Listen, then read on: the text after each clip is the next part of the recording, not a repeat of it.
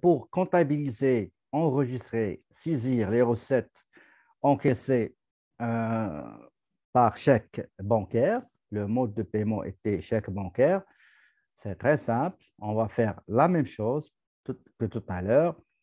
Tantôt, on a saisi les recettes encaissées en espèces, mais c'est la même chose, sauf que le mode de paiement sera entièrement différent.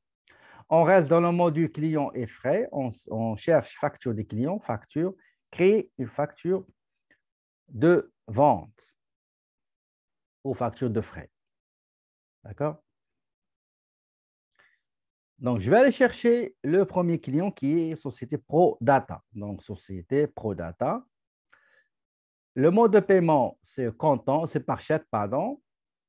Les chèques, eux aussi, vont être comptabilisés dans le compte, au début du compte 10-20. Et au moment où on va décider de prendre les chèques, les déposer dans la banque, en ce moment-là, la banque sera débitée par le montant déposé par le crédit du compte 10-20 pour solder et faire sortir le montant du chèque qu'on a. Et on va faire la même chose pour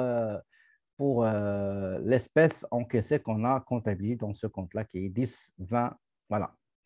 Le numéro de chèque encaissé, c'est PDA, donc 012. Le numéro de la facturation, c'est SG 04 sur 09. La date, c'est le 10 septembre. Quelle est la prestation fournie? La prestation fournie, mes chers amis, c'est la consultation. On va la sélectionner ici. Et combien d'heures? Ici, on n'a pas d'heure. Ici, on nous donne le montant que porte le chèque, 600 $ avant les taxes. D'accord?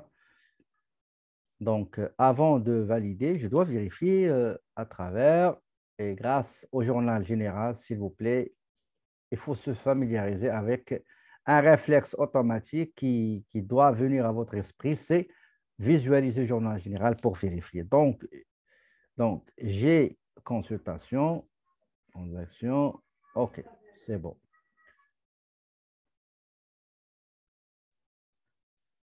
Bon,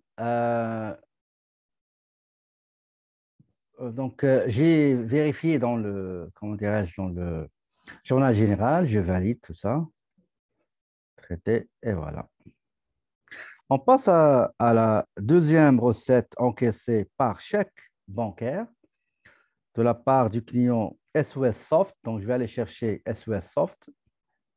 SOS Soft, voilà. Tout à l'heure, je n'ai pas épinglé celui-là, donc je vais le faire tout de suite. On va l'épingler pour ne pas aller à chaque fois chercher le mode de paiement. Donc, il sera épinglé, donc toujours 10-20. Le numéro de chèque encaissé, c'est SOS 013. Et le numéro de la facture, c'est SG 07 sur 09. La date de la transaction, c'est le 16.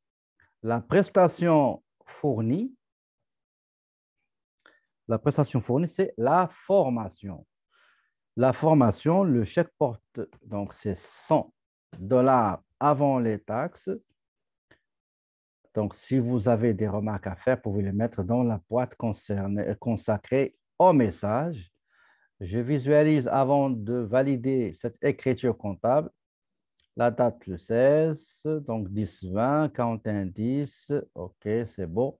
Je valide en cliquant sur traiter. Voilà. Maintenant, la troisième transaction. Il y en a 6, OK? La troisième, qui date du 20 septembre, concerne la cliente Mouna Lopez. Mouna Lopez nous a remis un chèque numéro MOL 014. Le numéro de la facture de vente, c'est SG 08 sur 09. Et nous avons dit que la date est le 20 septembre. Maintenant, Quelle est la prestation de service fournie à Mona? C'est consultation. Le chèque est 250 avant les taxes. Je visualise le journal général. Donc, la date, c'est le 20, transaction 10-20, 41-10. C'est correct. Je clique sur traiter. Voilà, traité. Quatrième transaction qui date du 25 septembre concerne le client Association Entraide. Association Entraide, elle est là, voilà. Le chèque que l'association a remis à Molson Jamila porte le numéro, porte le numéro ASE 015.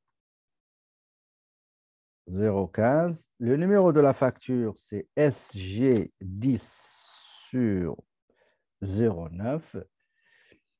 La prestation fournie, c'est représentation devant les tribunaux. Le montant, c'est 1200 avant les taxes. Je vais visualiser l'écriture générale dans l'écriture comptable dans le journal général. La date, c'est le 20. Regardez, il y a le 20. Donc, comme j'ai dit toujours, c'est la date. La date est très importante. Donc, tantôt, j'ai mis la transaction avant la présente, date du 20. Donc, je dois retourner ici et changer la date. Au lieu de 20, il fallait mettre 25. Et après, je vais valider l'écriture générale dans le journal, l'écriture comptable dans le journal général. L'avant-dernière concerne le client Maxime Schneider. Donc, je vais aller chercher le client Maxime. Le chèque que Maxime a remis au cabinet porte le numéro JM, GMS 016. Je ne sais pas où j'ai mis ça. Oh non, ce n'est pas ici. Attendez, ce ne sera pas long. Donc, je vais mettre le numéro du chèque. Ici, c'est Schneider, Maxime Schneider. Numéro de la facture. Numéro de la facture, c'est SG11 sur 09. La date, c'est le 28 septembre. Et la prestation fournie, consultation. Donc, consultation. Le montant, c'est 250 avant les taxes. OK? Je visualise le journal général pour voir le détail. Si jamais j'ai commis une erreur, à ce moment-là, il faut la corriger. Donc, 10-20, c'est beau. Je valide en cliquant sur traiter. La dernière transaction, c'est pour le client Smart Art Inc. Smart Art Inc. Le chèque que Smart Art Inc. a remis au cabinet de l'avocate Molson Jamila porte la référence SMA 017. Maintenant, le numéro de la facture. Le numéro de la facture, c'est SG12 sur 09 et bien sûr la date est le 30 septembre. Quelle est la prestation fournie par l'avocate Molson Jamila à son client associé Smart Art Inc.? Il s'agit d'une représentation devant les tribunaux. Le montant, c'est 1200 avant les taxes. La dernière chose que je vais faire avant de valider, c'est de visualiser, regarder, consulter l'écriture dans le journal général, la date, les comptes mouvementés ou bien concernés ou bien utilisés. Si je vois que c'est correct, je clique sur traiter et voilà. Très bien. Maintenant, une fois j'ai fini la saisie des recettes encaissées par chèque bancaire, il va falloir attendre le moment de la décision de dire, voilà, on va prendre tel montant bien précis en espèces et on va ajouter un nombre déterminé, soit tous les chèques, soit quelques chèques, pour aller les déposer à la banque. D'accord? C'est ce qu'on va faire. Tout de suite, je vais vous montrer comment remplir le bordereau de dépôt bancaire.